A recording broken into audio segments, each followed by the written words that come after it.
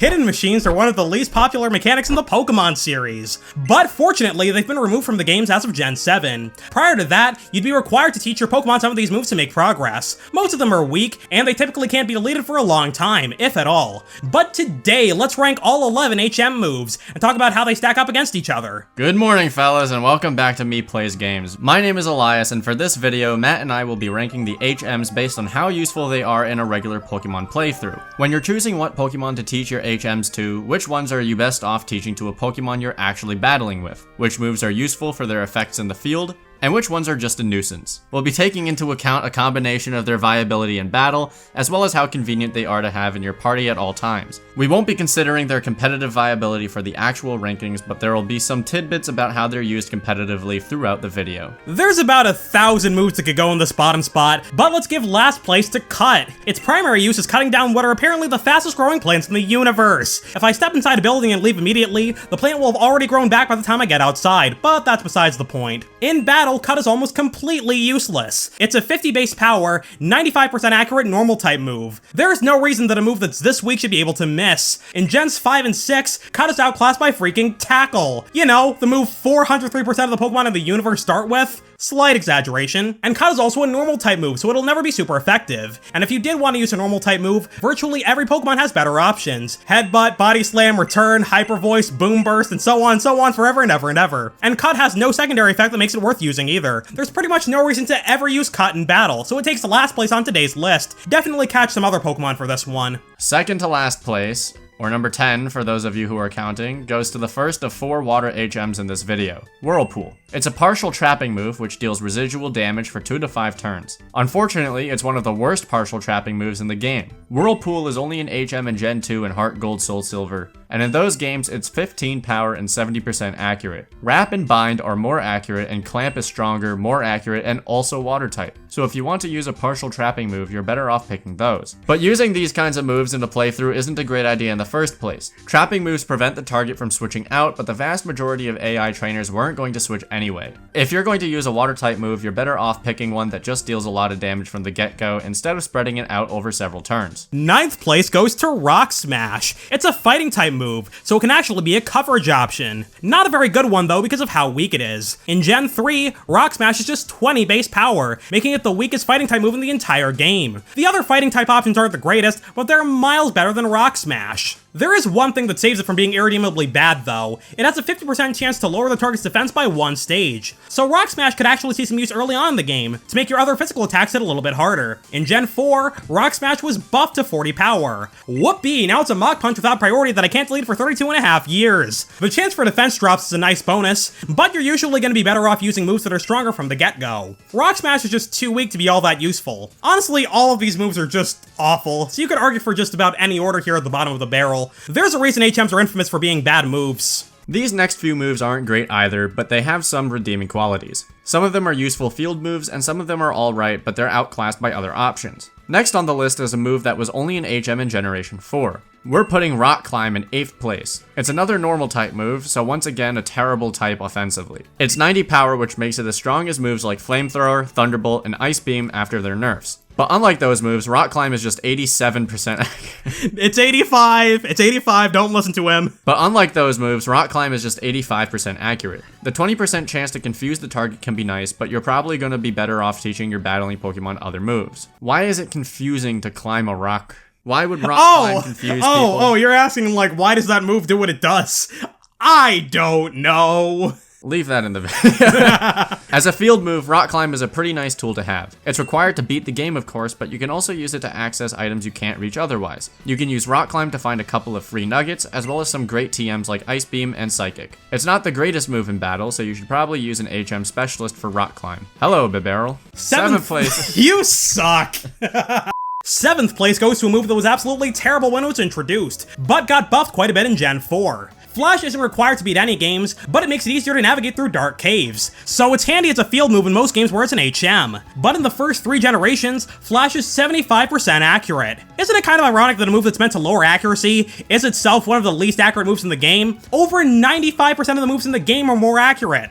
Flash is completely outclassed by other moves that do the same thing. Sand Attack and Smokescreen lower accuracy as well, and they hit 100% of the time. Luckily, Flash got a pretty nice upgrade in Generation 4. Now it's 100% accurate as well, putting it on par with the other moves I mentioned. Even after getting buffed though, Flash isn't the greatest move to use in battle. You're better off using other accuracy lowering moves, because you can delete them whenever you want. Of course, nothing is stopping you from cheesing the Elite Four by making their moves miss. You do you, fellas. Here's another water move that's not really worth using. Beep boop, beep boop.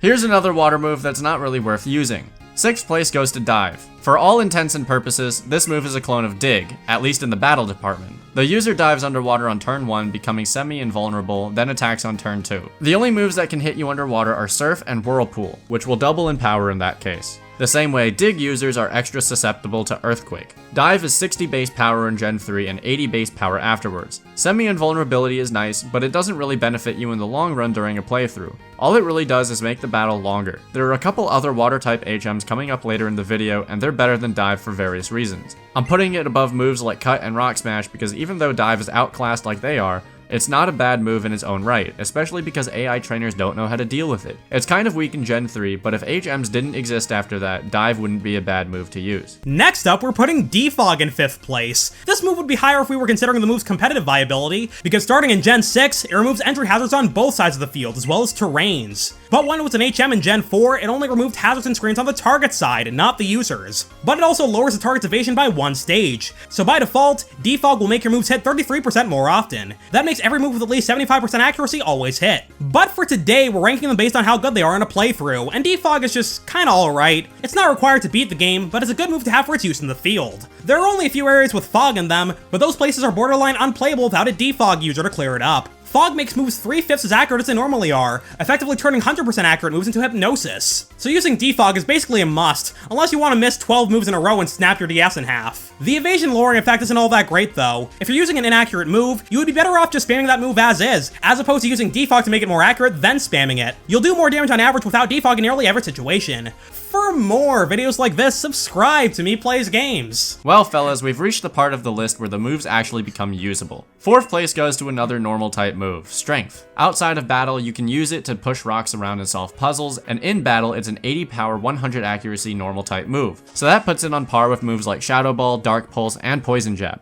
Not bad. It doesn't have a secondary effect, but that's not the worst thing in the universe. Period. Did I not put a period there? Aw, beans. But there's a couple of problems with this move. For starters, it's normal type, which once again is one of the worst offensive types in the game. And if for whatever reason you wanted to use a normal type move in battle, there are better options out there. Body Slam is 85 power and has a chance to paralyze the target, and Return maxes out at 102 power if the user's friendship stat is maxed out. And raising your friendship is really easy because all you have to do is walk around. As long as you don't let your return user faint a million times, its power will eventually max out. Body Slam is a TM in Gen 1, and Return is a universal TM in every other game with HMs. Strength isn't a terrible move per se, but 99% of the time you're gonna be better off teaching your Pokemon other types of moves and having an HM mule push rocks around for you. But if you decide to teach one of your battling Pokemon Strength, it can hit decently hard and it's perfectly accurate. So it's not the worst move you could be stuck with by a long shot. The other fun fact before we move on, in Generation 7, the only Pokemon that can learn Strength is Machamp.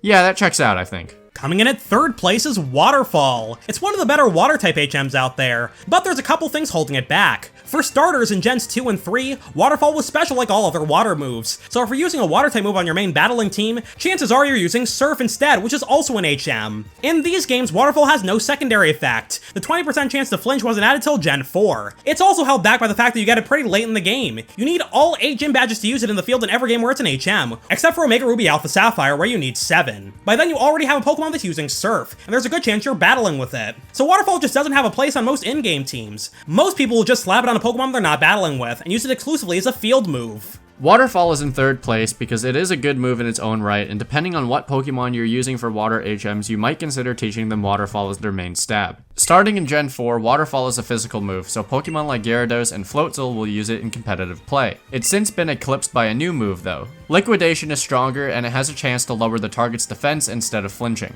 And if Surf didn't exist, Waterfall would be a perfectly good move to use in the playthrough too. It's not a bad move by any means, but Surf overshadows it in a lot of ways. It's stronger, you get it earlier, and you need to use it more often. So if you have a water type on your main team, you're probably better off giving it Surf instead of Waterfall. But if you're using a physical attacking water type, you might consider teaching them Waterfall from Gen 4 onwards. Then, just getting another Pokemon from your box whenever you need Surf. It's quite a bit higher than Dive because both of these moves were special in Gen 3, and physical after that. If you're going to pick one of these moves to use in battle, Waterfall is pretty much always the better choice. It doesn't take as long to execute, and it has a secondary effect. Dive is unfortunately outclassed in this department. Store. You're the worst. I thought about putting Waterfall in second place, but at the end of the day, we decided to give the spot to Fly, thanks to how convenient it makes traveling. In battle, it's okay. Not stellar, but it was buffed from 70 to 90 power in Generation 4. The 95% accuracy is kind of annoying, because Fly takes 2 turns to execute, so it's frustrating to use a move that ends up missing after waiting a billion years. You're mostly invulnerable when you're up in the air, which is nice, but that usually doesn't benefit you that much. The reason Fly's in second place, though, is because it's still one of the better flying type options. Most flying types are physical attackers, and the physical stab options aren't great.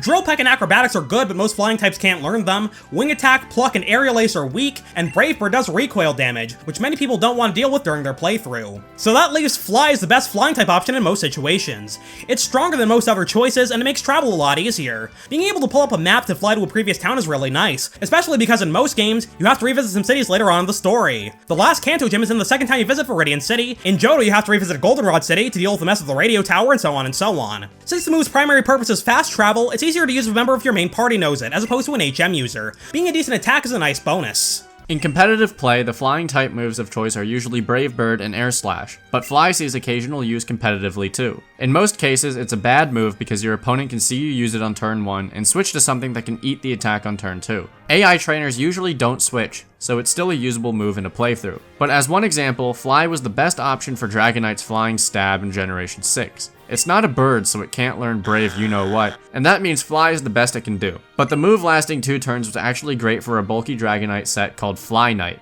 A 2-turn move means Dragonite uses fewer power points than its opponents, allowing it to stall more effectively. It's also got the ability Multiscale, which halves the damage it takes from attacks when it's at full health. If it holds leftovers to passively heal, Fly allows it to heal twice as much, potentially allowing Multiscale to activate more than once in a battle without using Roost's limited power points. So in the right scenarios, Fly can still see use in competitive play. Fly is also glitched in Generation 1, because you know, of course it is. Everything is glitched in Gen 1. If you get paralyzed, then use Fly or Dig, you can actually become virtually invincible. If you get fully paralyzed while you're still in the air or underground, the move will be cancelled, but you'll keep the semi-invulnerability. The only attacks that can hit you in this state are Swift and Bide, and both of them are hot garbage, so nobody uses them. So despite not being good moves in competitive play, Fly and Dig are actually banned because of this glitch. And to nobody's surprise, the number 1 HM is of course Surf. This move was a staple of the HM lineup the entire time they existed, with so many water routes across the Pokemon world. Even if Surf wasn't an HM, you'd still be likely to use it because it was the quintessential water type move for the first several generations. It's strong and 100% accurate, making it more reliable than Hydro Pump. Surf was the king of water type moves for the first 4 generations, but in Gen 5, the new move Scald was introduced. It's slightly weaker, but it has a 30% chance to burn the target. Most fire type moves are less likely to burn. So Scald became the water type move of choice in competitive play for a while, but I would imagine most people stuck with Surf for their playthroughs of Gens 5 and 6. It's a move you usually have to use to beat the game, and it's really good as an attack, so you may as well use it in battle too. Surf is optional in Black and White, but it's mandatory in Black and White 2 and the Gen 6 games. Surf remained a solid move in Gen 6, even after being nerfed from 95 power to 90. Surf is also the most commonly used water-type HM, since you usually obtain it in the middle of your adventure. Like we mentioned earlier, Waterfall, Dive, and Whirlpool usually come closer to the end of the game, and you don't have to use them that many times. So the fact that it's also strong means you're not sacrificing anything by using it. Water's always been a good typing, and there's a ton of water types in every region. You have the option to pick a water-type starter in most games, and even if you pick the fire or grass starter, there's like a zillion fish you can catch later on. Leave a comment if you're a big fan of Sea King. You'll probably want to catch a second water type for the other less common water HMs, but hey, nowadays Surf is on the up and up competitively again, with Scald effectively being deleted from the game. That sentence is outdated. Scald came back in the DLC. Actually, while we're on the topic, can we talk about Rhydon or Rhyperior learning Surf? Certain species of Rhino do spend a lot of time in the water, and they're quite good swimmers, so it makes sense that these guys can learn Surf, as well as several other water type moves. Wow, that's More than I thought, actually. But learning Surf also kind of clashes with their ground rock typing, which makes them 4 times weak to water. If any sprinklers turned on near Rhydon in battle, it would flip and drown. But it can carry a 10-year-old across the water just fine. Really, that's more of a limitation of the type system than anything else, but I wanted to bring it up anyway. So you know, that wasn't a surprising ending to this video or anything. I think most of you guys watching this expected Surf to come out on top. But hey, we hope you enjoyed yourself nonetheless. That's all we got for today, but if you have any other topics you want to see us talk about, leave them in the comments. We'll see you all next time. Good night, fellas. Sleep well.